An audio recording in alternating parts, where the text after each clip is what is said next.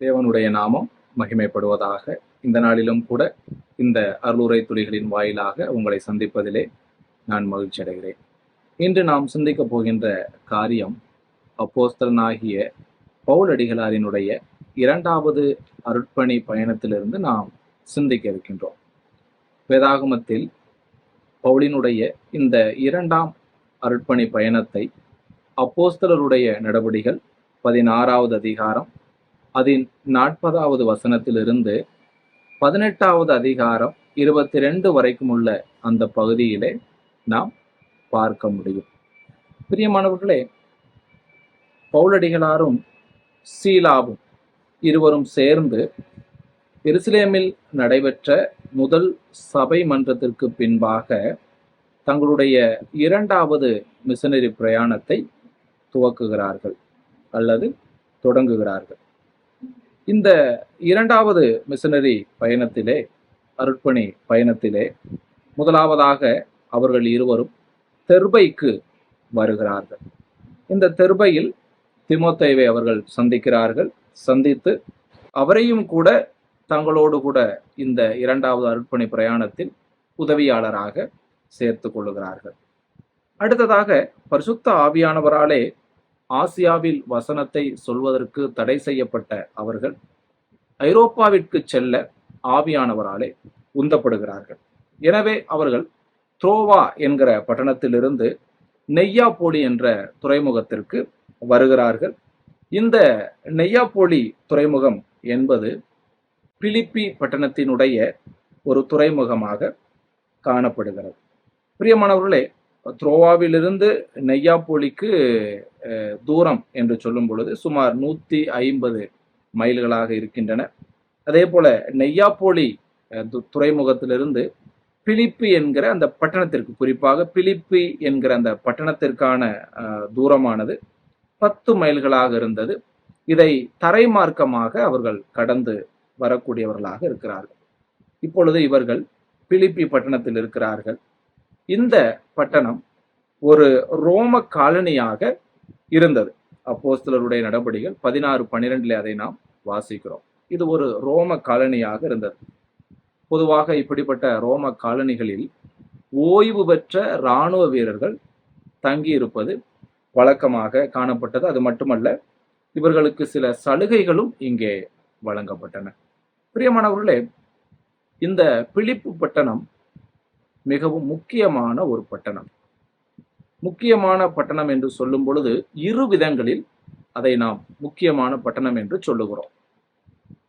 முதலாவது என்னவெனில், முதலாக சுவிசேஷம் ஐரோப்பாவிற்கு சென்றது இந்த பிலிப்பி பட்டணத்தின் மூலம்தான். அதாவது ஐரோப்பியாவிற்கு சுவிசேஷம் சென்றது என்று சொல்லும் பொழுது அந்த ஐரோப்பாவினுடைய முதல் பட்டணமே இந்த பிலிப்பி பட்டணமாக இருக்கிறது. இன்றைக்கு அநேகர் சொல்லுவார்கள், இயேசு கிறிஸ்துவானவர் வெளிநாட்டு கடவுள், வெள்ளைக்கார கடவுள், ஐரோப்பிய கடவுள், அவரை கொண்டு வந்து இங்க சொல்லிக்கிட்டு இருக்கிறாங்க, மதம் மாத்துறாங்க என்று சொல்லுவாங்க. பட் ஒன்றை நல்லா சிந்திக்கணும். வேதாகமத்தில் இந்த இரண்டாவது மிஷனரி பிரயாணத்தில் நாம் கவனிக்கிறோம், முதலாக ஐரோப்பாவிற்கு சுவிசேஷமானது பிலிப்பி பட்டணத்தின் மூலமாகத்தான் செல்லுகிறது. அதுவும் ஆசியா கண்டத்திலிருந்து தான் ஐரோப்பாவிற்கு சுவிசேஷம் செல்லுகிறது என்பதை நாம் தெளிவாக காண்கிறோம். ஆகவே ஆசிய கண்டத்திலிருந்து தான் ஐரோப்பா கண்டத்திற்கு சுவிசேஷம் நற்செய்தி போனதே ஒழிய அங்கிருந்து இங்கு வரவில்லை என்பதை நாம் தெளிவாக புரிந்து கொள்ள வேண்டும். பின்னாட்களிலும் மிஷனரிகள் வந்தார்கள், உண்மைதான், மாற்று கருத்து இல்லை.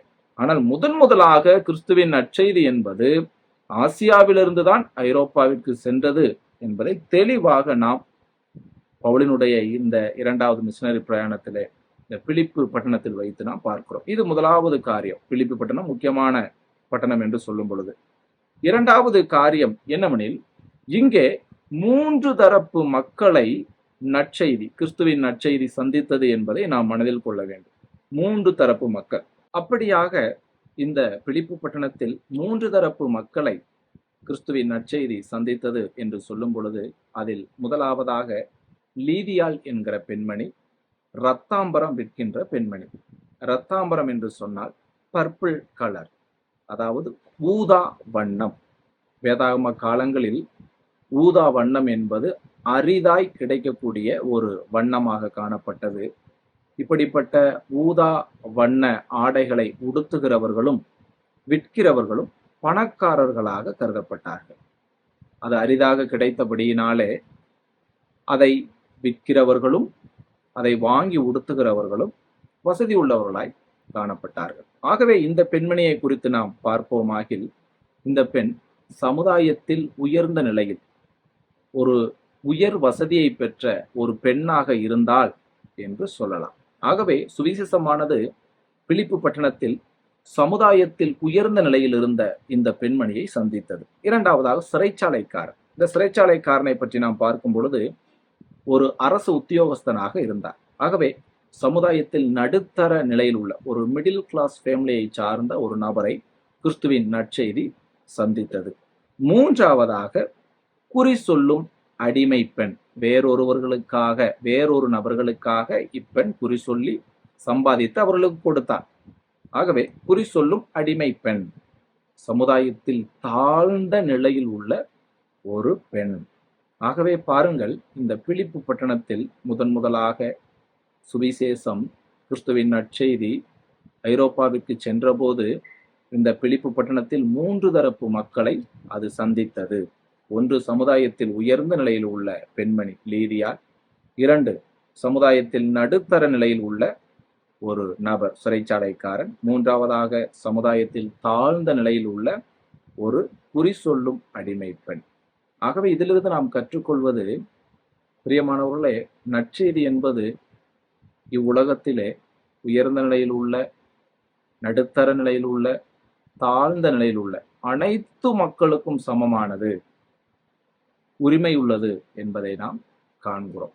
இன்னும் சொல்ல போனால், படித்தவன் படிக்காதவன் என உயர் ஜாதி தாழ்ந்த ஜாதி என்று சொல்லிக் கொள்ளுகின்ற அனைவருக்கும் இந்த சுவிசேஷம் பங்குள்ளதாய் காணப்படுகிறது.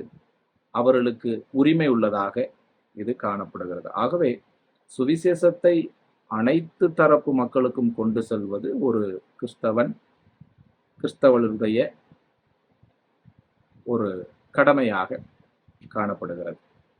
பிரியமானவர்களே, அப்படியாக இந்த 2வது மிஷனரி பிரயாணத்திலே கிறிஸ்துவின் நற்செய்தியானது பிலிப்பு பட்டணத்தின் வாயிலாக ஆசியாவிலிருந்து ஐரோப்பா கண்டத்திற்கு செல்லுகிறது. அது மட்டுமல்ல, அந்த பிலிப்பு பட்டணத்திலே இந்த நற்செய்தி, கிறிஸ்துவின் நற்செய்தி, வல்லமையுள்ள நற்செய்தி, வாழ்க்கையை மாற்றக்கூடிய நற்செய்தி, உயர்நிலையில் இருந்த லீதியா, நடுத்தர நிலையில் இருந்த சிறைச்சாலைக்காரர், தாழ்ந்த நிலையில் உள்ள குறி சொல்லுகிற அடிமை பெண் என 3 தரப்பு அல்லது பலதரப்பு மக்களை சந்தித்தது என்பதை நாம் அறிகிறோம். ஆகவே பிரியமானவர்களே, நம்முடைய கிறிஸ்தவம் என்பது வெளிநாட்டு மார்க்கம் அல்ல, நாம் வாழ்கிற ஆசிய கண்டத்தில் உருவான மார்க்கம். அதைத்தான் நாம் பற்றி கொண்டிருக்கிறோம். பற்றி கொள்வது மட்டுமல்ல, இந்த பற்றி கொண்ட இந்த கிறிஸ்தவ சத்திய மார்க்கத்தை நம்முடைய சமுதாயத்தில் நம்மை சுற்றி வாழ்கிற அனைத்து தரப்பு மக்களுக்கும் பாகுபாடின்றி கொண்டு செல்வது, கொண்டு சேர்ப்பது நம்மேல் விழுந்த கடமையாக காணப்படுகிறது. ஆகவே சிந்திப்போம், செயல்படுவோம். தேவனுடைய நாமம் இன்றும் என்றும் சதா காலங்களிலும் மகிமைப்படட்டும். ஆமென்.